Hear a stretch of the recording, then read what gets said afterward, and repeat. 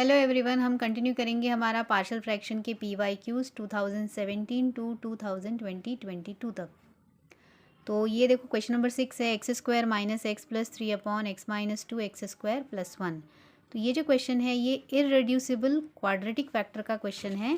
देखो ये इररेड्यूसिबल कैसे है उस टर्म को क्लियर करते हैं। इसके पहले आप लोगों ने इस तरीके का टर्म कई बार सॉल्व किया है, एक्स स्क्वायर माइनस 1। तो हम इसको क्या लिखते थे, एक्स स्क्वायर माइनस 1 को हम लिखते थे 1 स्क्वायर, और फिर हम यहाँ पे एक फॉर्मूला अप्लाई करते थे A square minus B square का, that is A minus B into A plus B, जो हमने 10th स्टैंडर्ड में पढ़ा हुआ है। तो यहाँ पे ए क्या है, एक्स है, और बी क्या है हमारा 1 है।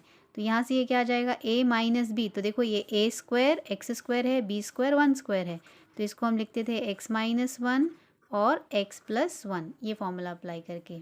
लेकिन अभी जो हमारा ये डिनोमिनेटर है इसमें है एक्स स्क्वायर प्लस 1।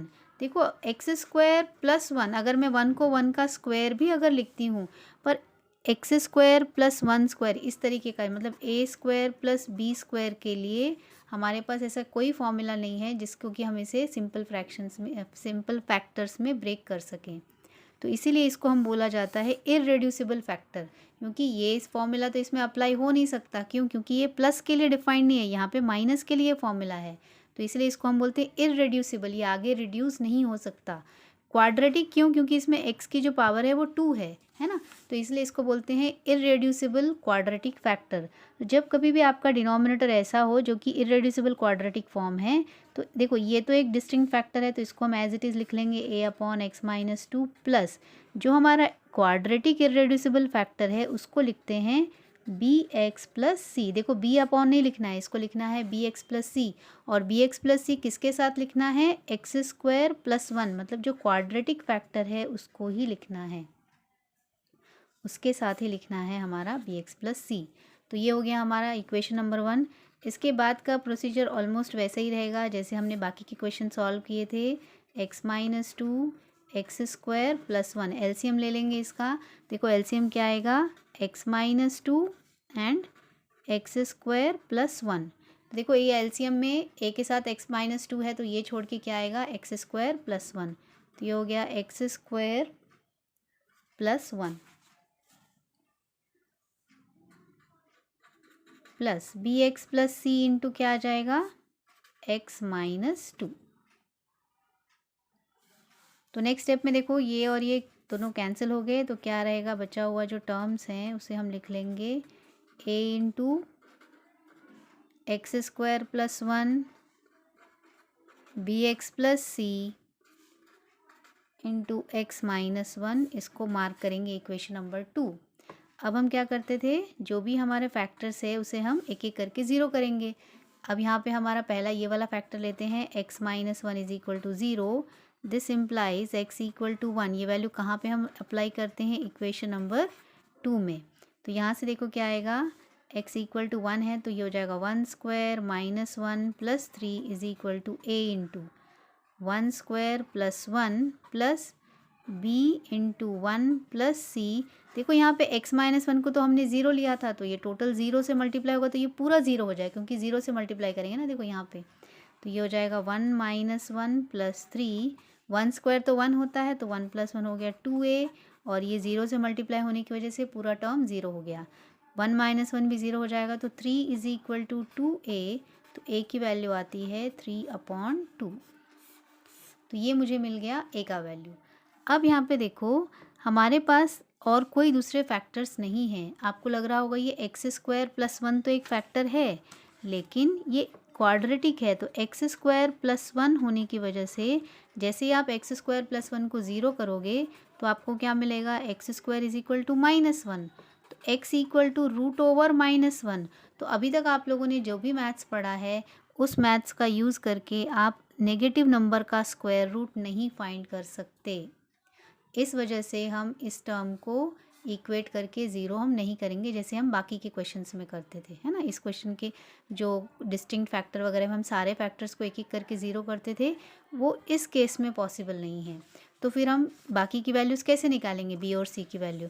तो उसके लिए हमारे पास कुछ डिफ़ॉल्ट वैल्यूज़ हैं, है ना, उन डिफ़ॉल्ट वैल्यूज़ का हम यूज़ करेंगे। तो ऐसा कभी भी हो ना कि हमारे पास फैक्टर्स की शॉर्टेज हो जाए और ये फैक्टर तो कुछ यूज़फुल नहीं है, तो उस केस में हम क्या ले सकते हैं, एक्स की वैल्यूज़ हम ले सकते हैं 0, 1 और -1। इन तीनों में से कोई भी 2 वैल्यूज़ हम यूज़ कर सकते हैं। तो यहाँ पे मैं यूज़ करूँगी 0 और 1। जनरली माइनस को अवॉइड करना, जब तक कि ऐसा मतलब कोई ऑप्शन ना हो तब तक हम माइनस साइन को स्किप करते हैं। ठीक है, तो अब हम 0 और 1 लेंगे। 2 ही वैल्यू क्यों लिया मैंने, क्योंकि मुझे फाइंड करना था ए, बी और सी। तो एक वैल्यू ए तो मैंने ऑलरेडी फाइंड कर ली है, तो सिर्फ मुझे बी और सी ही चाहिए ना, तो उसके लिए मुझे 2 वैल्यू सफिशिएंट है। ओके, सो देखो यहाँ पे हमने क्या लिखा है, put X equal to 0 in equation number 2। अब हमने एक्स की वैल्यू 0 ली है, कहाँ से, इक्वेशन नंबर 2 से हम अप्लाई कर देंगे 0। तो ये हो जाएगा 0 square minus 0 plus 3 is equal to A into 0 square plus 1, है ना, plus B into equation number 2 में मैं अप्लाई कर रही हूँ B into 0 plus C 0 minus 1। अब यहाँ पे देखो, यहाँ तो आ जाएगा 3 is equal to A into 0 plus 1, तो ए हो गया 1 हो गया, प्लस आप बी को 0 से मल्टीप्लाई करोगे तो बी तो 0 हो गया, प्लस सी, और 0 माइनस 1 क्या हो जाएगा, -1। तो यहाँ से देखो क्या आएगा, 3 is equal to A into, इसको 1 से मल्टीप्लाई करोगे तो क्या आएगा, -c। 0 प्लस सी तो c हो जाता है, और -1 से मल्टीप्लाई किया तो a minus c is equal to 3 आता है।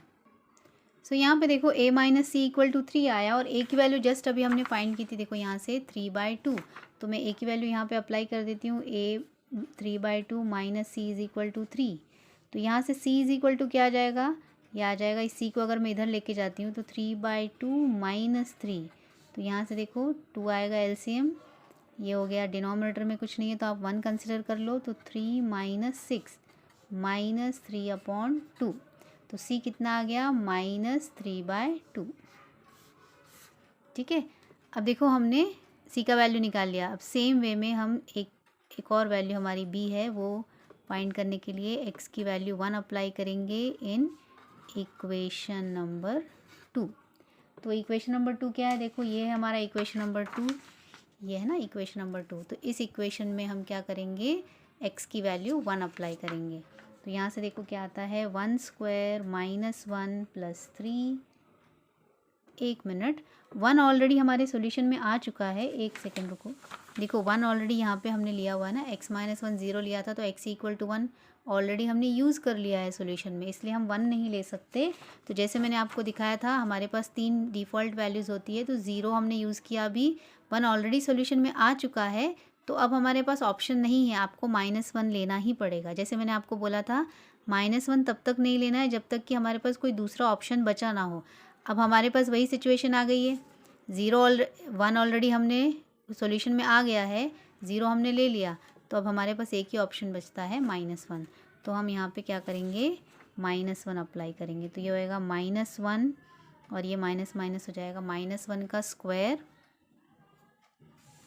और ये minus minus plus 1 is equal to a into -1 square plus 1 plus b into -1 plus c plus -1 -1 1 plus 1 plus 3, -1 का स्क्वायर क्या हो जाएगा, 1 is equal to a into 1 square is -1 का square 1 हो गया, 1 प्लस 1, b इंटू -1 हो जाएगा -b प्लस c, और -1 -2। तो ये हो जाएगा 3 + 2 5 इज इक्वल टू 2a। अब इस -2 से इसको मल्टीप्लाई करो तो ये आएगा +2b माइनस b और -2 +2b माइनस 2c।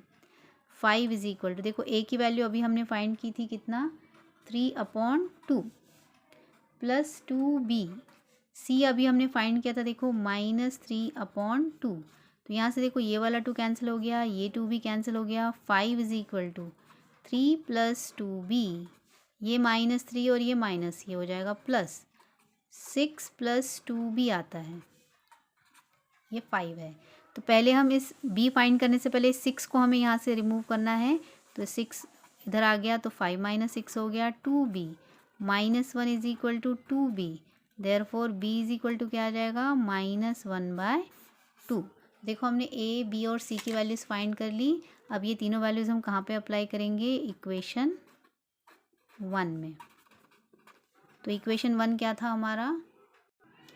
सो देखिए ये हमारा है इक्वेशन नंबर 1। तो यहाँ पे हम वैल्यूज़ अप्लाई करते हैं। ए कितना आया था हमारा 3/2 upon x minus 2 plus b कितना है -1/2 x माइनस 3/2 अपॉन में x² प्लस 1। तो इस तरीके से ये आ गया हमारा आंसर इस क्वेश्चन का। क्वेश्चन नंबर 6 हमारा हो गया कंप्लीट। देखो ये जो क्वेश्चन नंबर 6 है ना, अगर आप ये PYQ का जो आपको मैंने ऐसे लिस्ट जो दिया था, तो इस सीक्वेंस में क्वेश्चन नंबर 6 मत देखना। क्या हुआ, मैंने क्या किया है, जो डिस्टिंक्ट लीनियर फैक्टर के क्वेश्चन है वो मैंने सारे एक साथ करा दिए, और अब मैं जो क्वेश्चंस कराऊंगी सारे इररेड्यूसिबल क्वाड्रेटिक फैक्टर्स के कराऊंगी। तो उस सीक्वेंस के हिसाब से ये मेरा 6 नंबर का क्वेश्चन है।